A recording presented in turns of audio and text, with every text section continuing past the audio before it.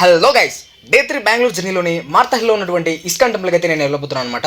So అక్కడ ఎలా ఉంటుంది, ఎలా వెళ్ళాలి, ఆ ప్లేస్ ఎక్కడ ఉంది అనేది నేను మీకు క్లియర్గా ఎక్స్ప్లెయిన్ చేస్తాను.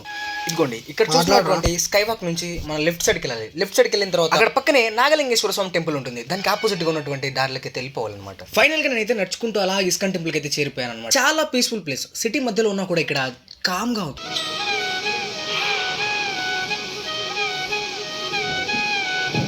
All this happened, many people died. Still, Arjuna and Pandavas, they respected this.